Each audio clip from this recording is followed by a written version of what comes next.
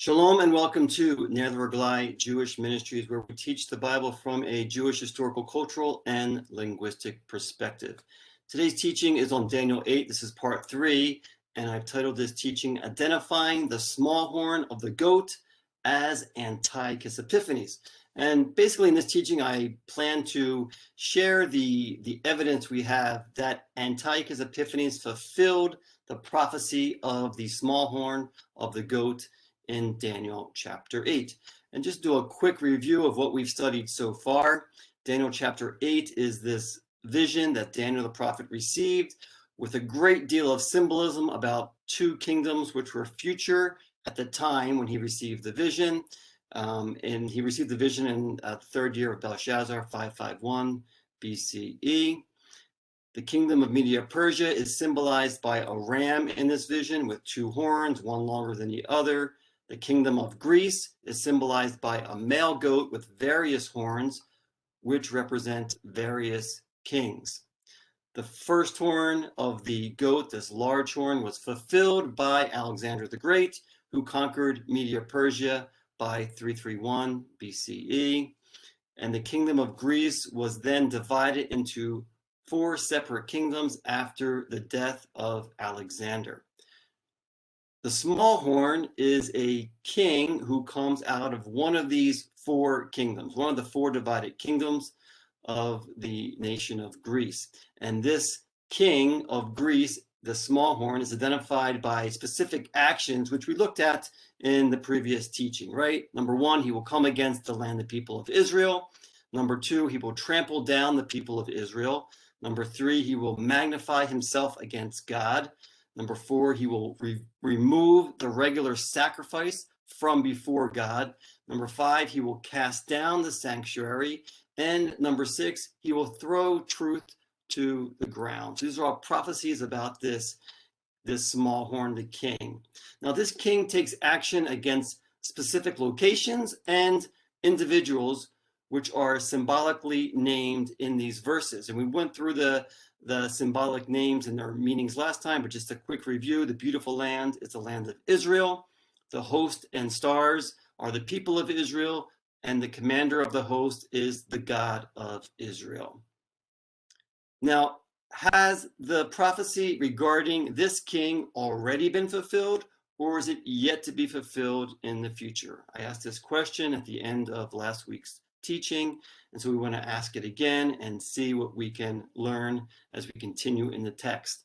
Now, the remainder of Daniel chapter 8, verses 13 and 26 is an explanation and interpretation of the details that Daniel saw in verses 1 to 12, beginning with a specific time frame, which is given in verses 13 and 14. So we want to continue where we left off in last week's teaching, and so we'll continue with verses 13 and 14, which describe this specific time frame that these actions of the king will occur.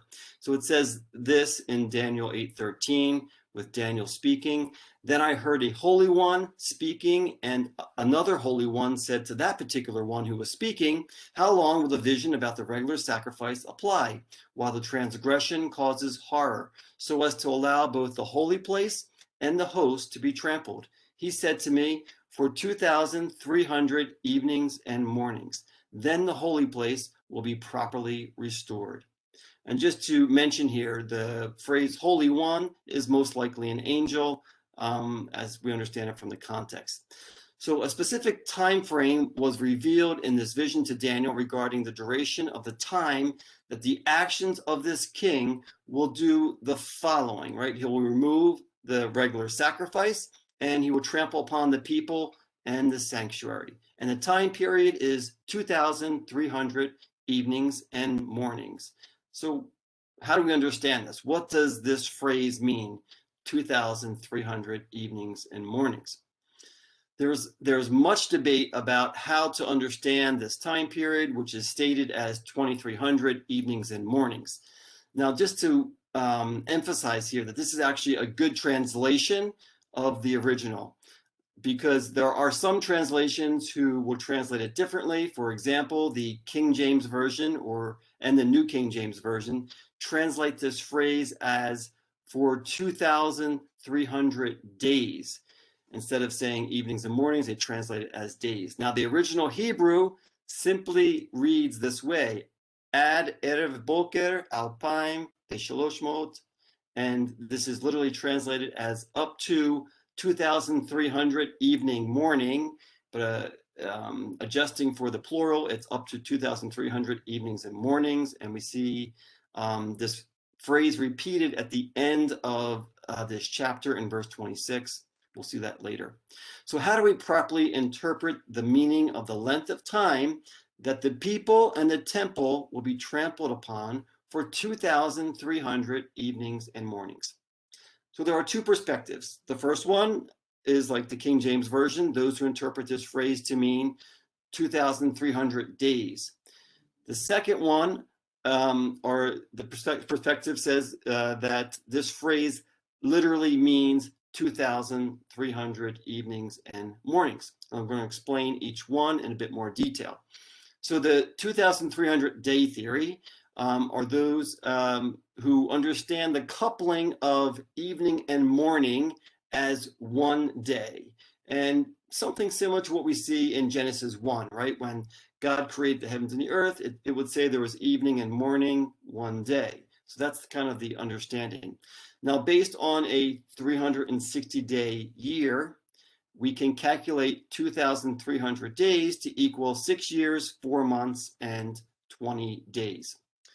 Now, this theory is possible. However, this is not how the Bible generally counts regular days. If it were referring to 2,300 days, it would have simply used the word yom, which is day, or made it clear by the context. And we're going to look more into the context. But instead of using the Hebrew word for day, we read the twice repeated phrase evening and morning. And I mentioned it's repeated again in verse 26 at the end of the chapter. As always, context is king. So what is the context of the 2,300 evenings and mornings? The context of this phrase is in Daniel 8 is clearly marked by two events as noted in verses 13 and 14. And I just have phrases taken out of those two verses here where it says, how long will the vision about the regular sacrifice apply? Then the holy place will be properly restored. And so the two events are, number one, the regular sacrifice is removed, which we have further information in verse 11, right? And number two, the holy place will be restored. So those are the two markers for this time period.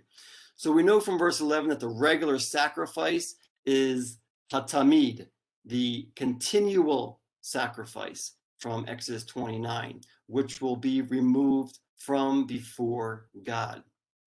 Now, we looked in detail in Exodus 29 in the previous teaching and saw how this particular sacrifice, hatamid, the continual sacrifice, was to be offered twice each day, evening and morning.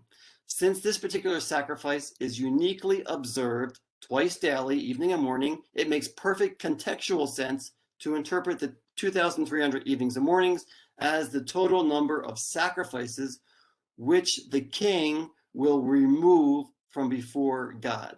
2,300 sacrifices. So how are 2,300 evenings and mornings to be calculated as a time period? We must divide 2,300 by the number 2 for 2 sacrifices each day, and the result is calculated as 1,150 days. So based upon the 360-day year, this would equal 3 years and 70 days. Now, my opinion is that this theory, theory 2, is the best choice. A literal understanding of the 2,300 evenings and mornings equaling 1,150 days. It makes the most sense contextually as we understand this chapter. So has the prophecy regarding this king, the small horn of Daniel 8, and the 2,300 evenings and mornings already been fulfilled, or is it yet to be fulfilled in the future? So just to pause for a moment, if you are having trouble understanding the details of this vision in Daniel 8, you're not alone. Daniel the prophet also struggled to understand the vision. But thankfully, he was given an interpretation at the conclusion of the vision. So as we continue to read in this chapter, continuing in verse 15, we read this. When I, Daniel, had seen the vision, I sought to understand it. And behold, standing before me was one who looked like a man. And I heard the voice of a man between the banks of Ulai. And he called out and said, Gabriel, give this man an understanding of the vision. So he came near to where I was standing. And when he came, I was frightened and fell on my face. But he said to me, Son of man, understand that the vision pertains to the time of the end. Now, while he was talking with me, I sank into a deep sleep with my face to the ground. But he touched me and made me stand upright. He said, Behold, I am going to let you know what will occur at the final period of the indignation, for it pertains to the appointed time of the end. The ram which you saw with the two horns represents the kings of Media and Persia. The shaggy goat represents the kingdom of Greece, and the large horn that is between his eyes is the first king. The broken horn and the four horns that arose in its place represent four kingdoms which will arise from his nation, although not with his power. So similar to the situation of Daniel chapter 7, Daniel requested to understand the vision that he had seen here in chapter 8. In the midst of this vision, Daniel saw one standing in front of him who looked like, quote unquote, a man. And the Hebrew that's used for that word man there is gever, meaning a man or a mighty warrior. Now, it also talks about a voice of, quote unquote, a man, and here the word is Adam. Called to Gabriel, telling him to give Daniel understanding of the vision. Now, I'm sharing these things with you, not because these are really so important to the text, but more just to understand the Hebrew language and how it brings out a deeper meaning. Because as we go on to understand these words and the situation, we know that the name Gabriel, Gavriel, the Hebrew, so it has the word man in it, right? Gever El. And so it's man of God or warrior of God. Now, this to mention as well that this is the first time an angel is named in the Bible, right here in Daniel chapter 8, Gabriel. Now, Gabriel addressed Daniel with the title Son of Man. In Hebrew, that's Ben Adam. We saw this title back in Daniel chapter 7, used of the Son of Man, right? Who is the Messiah. And we point out how that is a basic title, a simple way of identifying a human being, but it's used of this divine being and how Yeshua used that, right? But in general, this term, this title, Son of Man, is used in a very generic manner, and that's how it's used here in Daniel 8 of Daniel himself.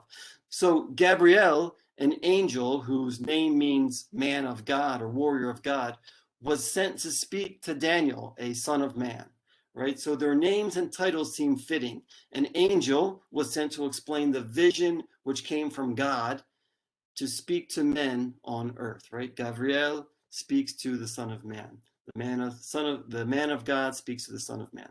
So Gabriel explained to Daniel that the vision was appointed for the future. Now the vision pertains to the time of the end. That's what we read in that verse. So what is meant by this phrase, the time of the end? We'll actually focus more on that in the next teaching. Now, Gabriel then interpreted the vision by explaining what and who the various symbols represent. We have already connected these interpretive verses to the earlier vision. The ram is the symbol of the kingdom of Media Persia. The goat represents the kingdom of Greece, and the large horn was fulfilled by Alexander the Great, the first king, the great king of that kingdom. And then how the four horns that arose in its place represent the four kingdoms of Greece. So there is clear historical confirmation of the vision up to this point. What about the small horn of the goat? So Gabriel continued in the interpretation, and he talks about who this small horn is. So continuing in verse 23, In the latter period of their rule, when the transgressors have run their course, a king will arise, insolent and skilled in intrigue. His power will be mighty, but not by his own power, and he will destroy to an extraordinary degree and prosper and perform his will. He will destroy mighty men and the holy people. And through his shrewdness, he will cause deceit to succeed by his influence. And he will magnify himself in his heart, and he will destroy many while they are at ease. He will even oppose the prince of princes, but he will be broken without human agency. So Gabriel gives a few new details for this king, for what we already know. Number one, he will rise out of the latter end of that kingdom. And then we read, quote, when the transgressors have run their course. So I asked the question, to whom is this referring? I'll talk more about this later. Now it also describes this king that he will be skilled in deceit and trickery, that he will destroy the holy place and oppose the prince of princes, and that he will be broken without human agencies. So these are kind of added things, but some of them are repeated. The being broken without human agency is definitely an important aspect to what will happen to this king. But the actions of the king are actually explained in more detail in the previous verses, which we have already looked at. But just to review again, the actions of the king: he will move toward the south and the east. Number two, he will come against the land and people of Israel. Number three, he will trample down the people of Israel. Number four, he will magnify himself against God. Number five, he will remove the regular sacrifice from before God. Number six, he will cast down the sanctuary. Number seven, he will throw truth to the ground. Now, a historical figure who fulfills the actions and profile of this prophecy is this man, Antiochus IV, and he's also called Antiochus Epiphanes. So I want to use the rest of this teaching to simply focus on his life, his actions, and to see if he fulfills this prophecy spoken of in Daniel 8 of the small horn. Now, Antiochus Epiphanes was a king of the Seleucid kingdom, one of the four Greek kingdoms, one of the four divided kingdoms of Greece, and he reigned from 175 to 164 BCE. The capital of this kingdom or empire was at Antioch on the Orontes River in northern Syria. Now you see the Seleucid Empire highlighted here in yellow, the Seleucid Kingdom, and Antioch's in the upper left-hand corner next to the red arrow. And this is a famous city, as all of us have heard of it. It's mentioned in the New Testament as well. And it was originally part of Syria. Today is located in modern-day Turkey. Now, in the vision that Daniel saw, this king is described as a small horn. We previously saw in the scriptures, in the previous teaching, how this description of smallness is used to describe an insignificant place or a person who was unlikely to be king. For example, we saw how it was used both of King Saul and King David. And even though they were either smallest in their stature or in their age, they were both chosen to be kings. Now, does Antiochus Epiphanes fit this prophecy of being a quote-unquote small horn? Antiochus was the youngest of three sons, and I want to read this historical quote here just to put it in context. It's a little bit confusing because his father's name is Antiochus as well. It says this: Antiochus was the third son of Antiochus III the Great. After his father's defeat by the Romans in 190 to 189, Antiochus served as hostage for his father in Rome from 189 to 175, where he learned to admire Roman institutions and policies. His brother, meaning Antiochus's brother, King Seleucus IV, exchanged him for Demetrius, the son of Seleucus, and after Seleucus was murdered by Helidorus, a usurper, Antiochus in turn ousted him, and Antiochus became king. As the youngest of three sons, who then became king, Antiochus IV Epiphanes fulfills this prophecy of being a small horn. Now, this king would attack lands to the south, east, and the land of Israel as well, as we read in verse 9. Now, since the capital of the Seleucid kingdom was in Antioch of Syria, the areas would need to be south of Syria, to the east of Syria, and toward the land of Israel. How did Antiochus IV fulfill this? The acts of Antiochus are recorded in the book of Maccabees and summarized here. I'm not going to read all the passages from the book of Maccabees. You can look them up on your own if you so desire. But just to highlight his acts, Antiochus attacked Egypt in the south in 170 BCE. Antiochus attacked Armenia and Elymais in Persia in the east in 165 BCE. And Antiochus first attacked Judea and Jerusalem, the quote-unquote beautiful land, in 169 BCE, and he took the temple treasures at that time. This king would attack and kill the people of Israel, as we read in verse 10, and he would trample them down. Antiochus fulfilled this prophecy in his second invasion of Jerusalem in 167 BCE. Antiochus deceitfully came to Jerusalem in 167 BC, throwing down the people of Israel, as we read here in 1 Maccabees chapter 1, which says this: 2 years later, right, so 2 years after 169, the king sent to the cities of Judah a chief collector of tribute, and he came to Jerusalem with a large force. Deceitfully, he spoke peaceable words to them, and they believed him. But he suddenly fell upon the city, dealt it a severe blow, and destroyed many people of Israel. This king would also equate himself with God and remove the daily sacrifice from the temple at Jerusalem. As we see here, the highlighted verse, it even magnified itself to be equal with the commander of the host, right? How did Antiochus magnify himself to be equal with God? Antiochus was born with the name Mithridates. However, after he declared himself king, he changed his name to Antiochus IV Epiphanes.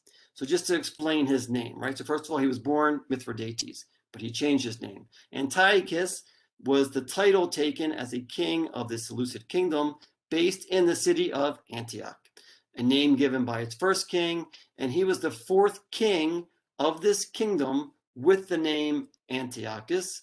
Therefore, he is Antiochus or Antiochus IV. Now, Epiphanes means glorious, illustrious, or a manifestation of the gods.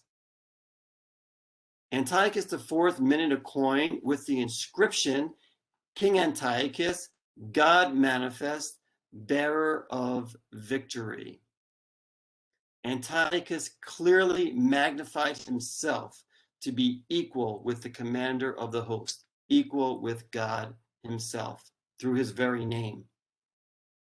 This king would remove the daily sacrifice from God at the temple in Jerusalem, as we read in verse 11, and it removed the regular sacrifice from him, right?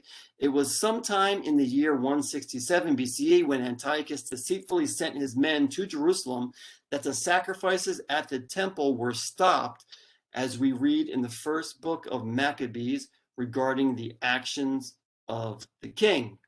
So here we read in 1 Maccabees 1:41, then the king wrote to his whole kingdom that all should be one people and that each one should give up his customs. All the Gentiles accepted the command of the king. Many, even from Israel, gladly adopted his religion. They sacrificed to idols and profaned the Sabbath.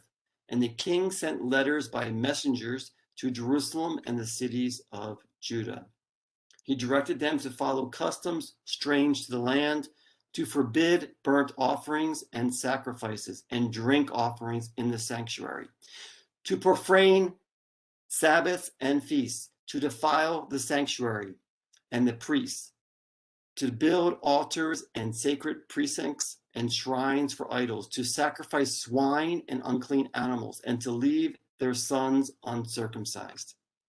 They were to make themselves abominable by everything unclean and profane, so that they should forget the law and change all the ordinances. And whoever does not obey the command of the king shall die. Antiochus Epiphanes stopped the sacrifice at the temple in Jerusalem and forced the people of Israel to no longer live according to the teachings in the Bible.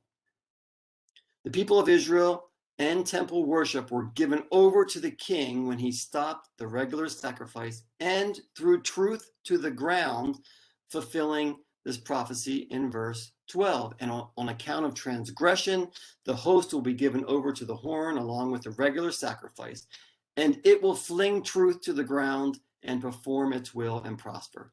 So what does the phrase here, on account of transgression, mean?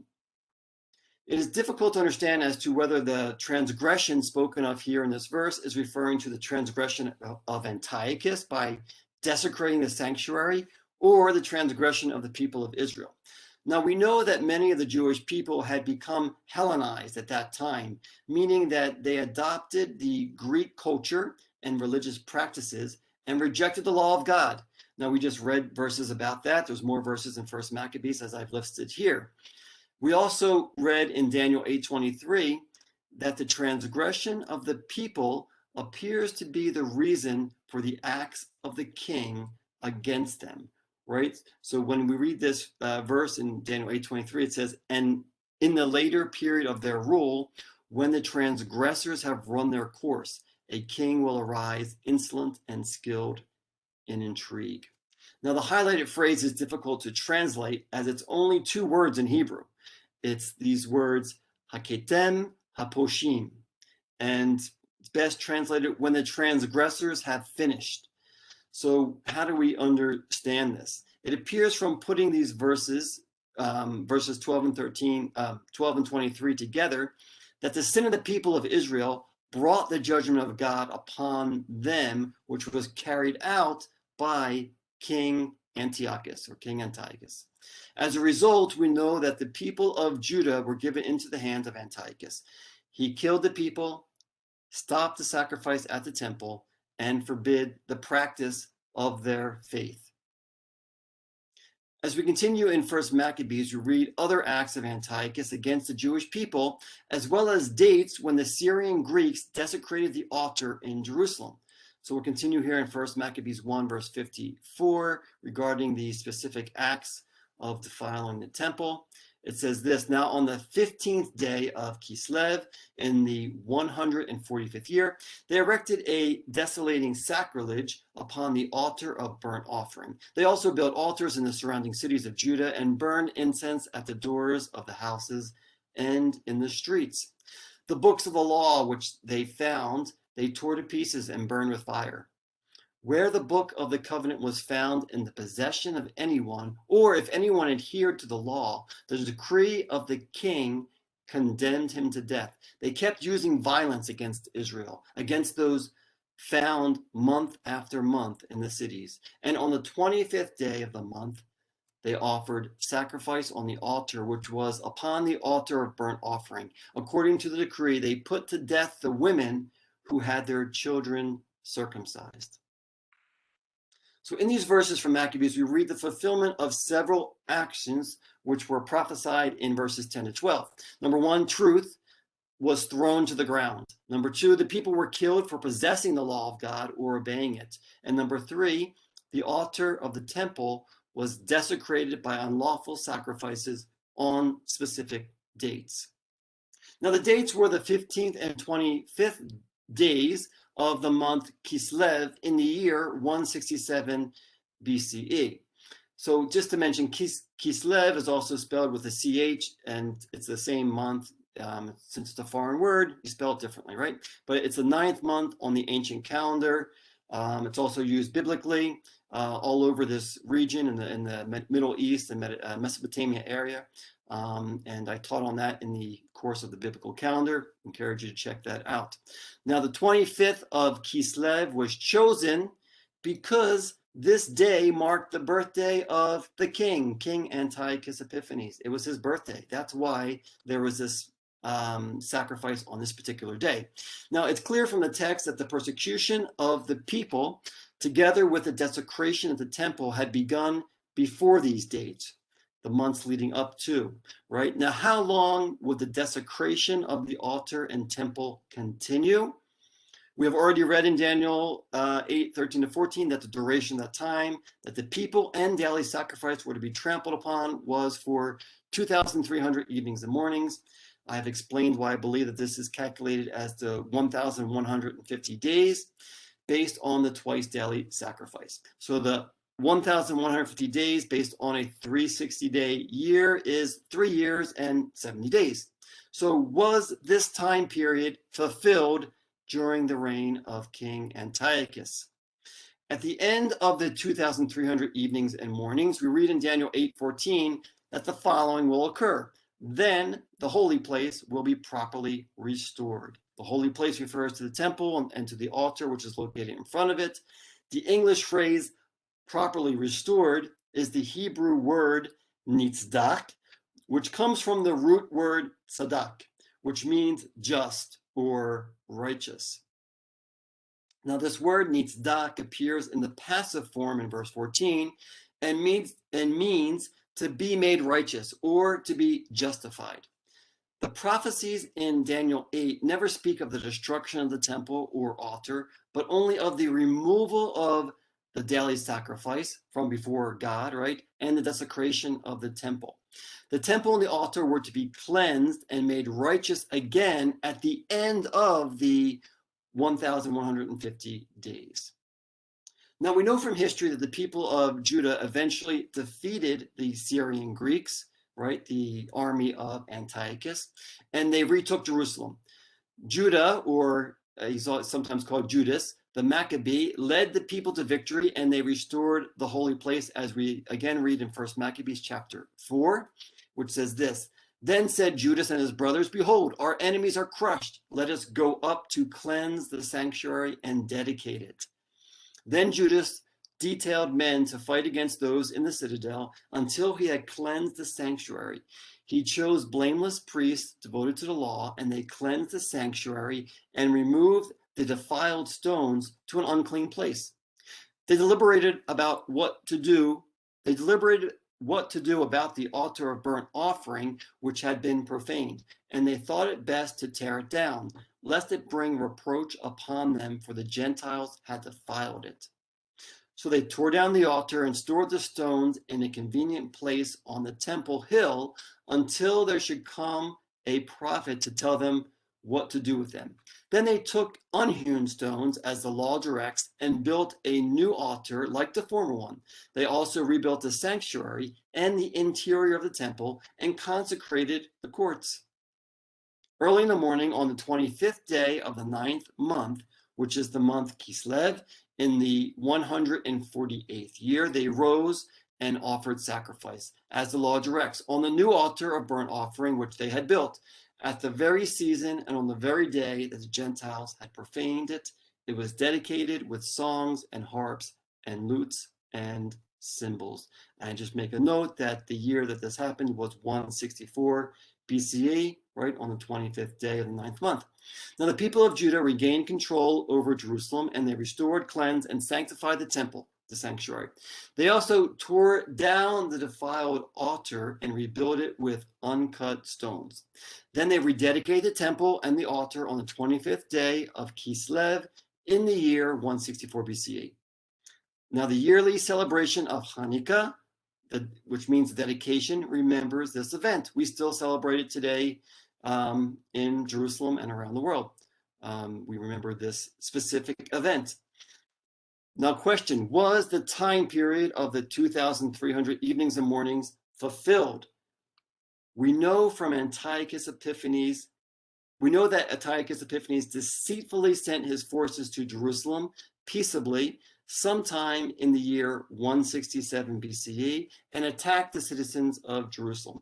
His soldiers stole, plundered, and pillaged the people of Jerusalem and Judea while forbidding Jewish customs and practices.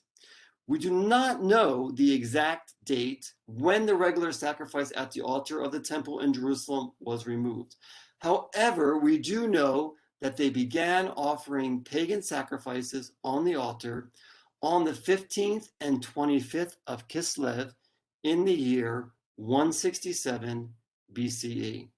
Now, we have already confirmed that the halting of temple sacrifices was started in the months leading up to the month of Kislev in 167 BCE, as documented in Maccabees. We've already read, right? And so in Maccabees 145, read how he directed them to follow customs strange to land, to forbid burnt offerings and sacrifices, right? And in verse 58, they kept using violence against Israel, against those found month after month in the cities. So since we know the temple and altar were rededicated on the 25th of Kislev in 164 BCE, we can simply count backwards 1,150 days, or 3 years and 70 days from this date, because we know it was exactly 3 years from the time when they put the pagan offering on the altar until the sanctification or the rededication of the altar. So 3 years and 70 days before this date would have been the 15th of Tishrei, 167 BCE, which is the first day of Sukkot, the Feast of Booths. So from the 15th of Tishrei, the 7th month, 167 BCE, until the 25th of Kislev, the 9th month, 164 BCE, it's exactly 1,150 days, or 3 years plus 70 days. So the prophecy of the 2,300 evenings and mornings was clearly fulfilled in detail under the rule of Antiochus Epiphanes in the 3 years and 70 days of 167 to 164 BCE.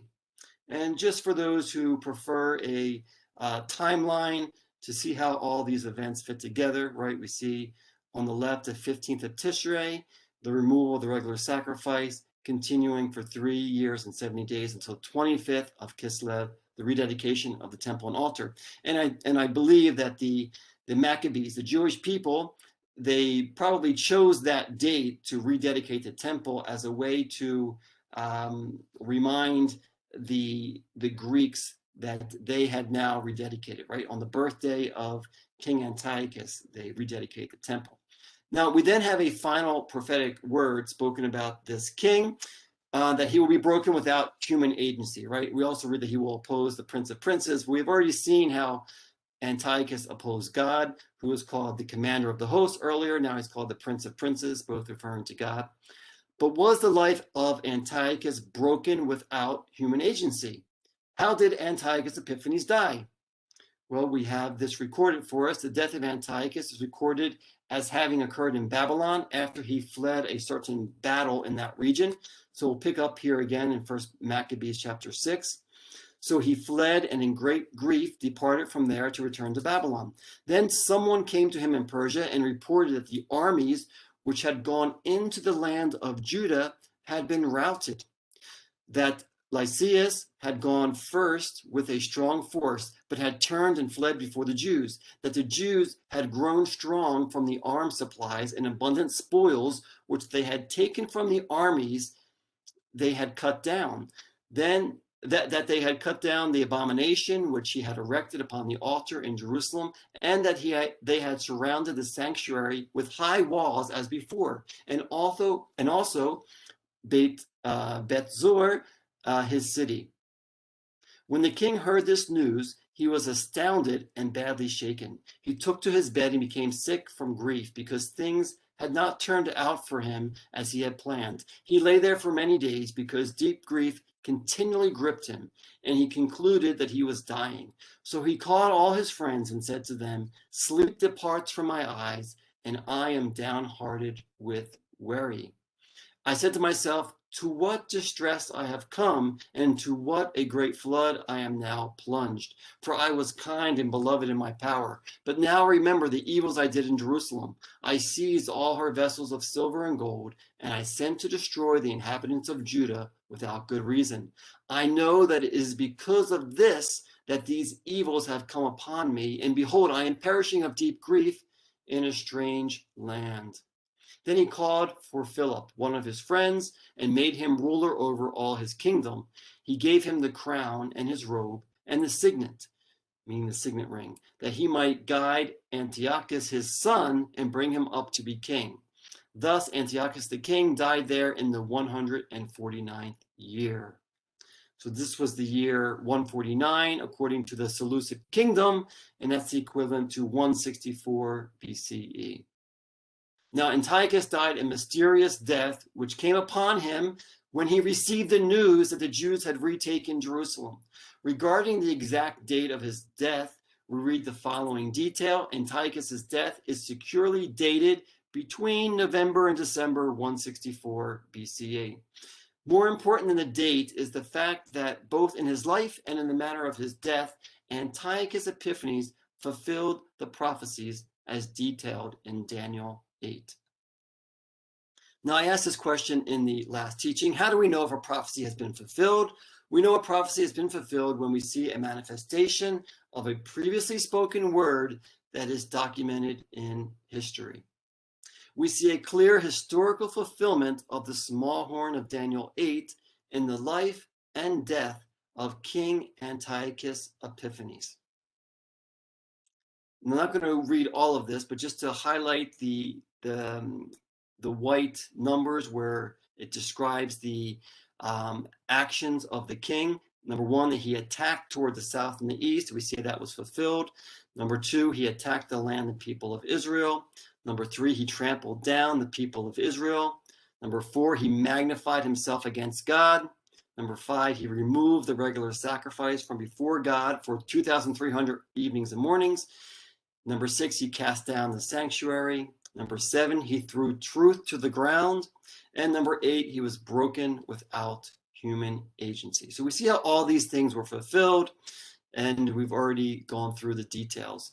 If the evidence that I have documented here in this teaching is not enough to convince you of this fulfillment, Josephus also confirms the fulfillment of this prophecy.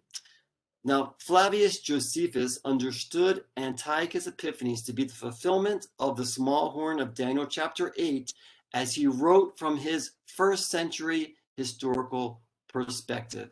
We're all familiar with Flavius Josephus. He's a famous Jewish historian in the first century, right? Now, in his commentary in the book of Daniel, Josephus followed the prophecy from Daniel chapter 8 regarding how a certain king would come forth from one of the four kingdoms of Greece. He then wrote the following conclusion, quoting from his writings, and that from among them there should arise a certain king that should overcome our nation and their laws, and should take away their political government, and should spoil the temple, and forbid the sacrifices to be offered for 3 years' time. And indeed, it so came to pass that our nation suffered these things under Antiochus Epiphanes, according to Daniel's vision, and what he wrote many years before they came to pass. So Josephus here not only confirms Antiochus Epiphanes, but he confirms the 2,300 evenings and mornings as approximately 3 years, right? 3 years and 70 days. So it also is confirmation of what I explained earlier about how to understand that expression. Josephus provides a first century confirmation from a Jewish historical and biblical perspective that Antiochus Epiphanes fulfilled the prophecy from Daniel 8. The biblical fulfillment and historical facts are indisputable. Antiochus Epiphanes was the fulfillment of the small horn of the goat at the end of the third kingdom, the kingdom of Greece. This is the conclusion to Daniel chapter 8, part 3, identifying the small horn of the goat as Antiochus Epiphanes. Now, in preparation for the next teaching, the upcoming teaching, I want you to think about this question. If Antiochus Epiphanes fulfilled the prophecy of the king as the small horn of Daniel 8, why do we constantly read in this chapter that these events are appointed for the time of the end? We see it in verse 19. It's also repeated in other verses in a similar manner. So I want you to think about that question for the next teaching. Again, this is a list of the resources I use in preparation for these teachings. I want to thank you for watching this teaching, for listening to this teaching, and I want to encourage you to give to this ministry so that we can continue to make God's word available. It's only by your generous donations that we can continue to do this work. So thank you, and see you again next time.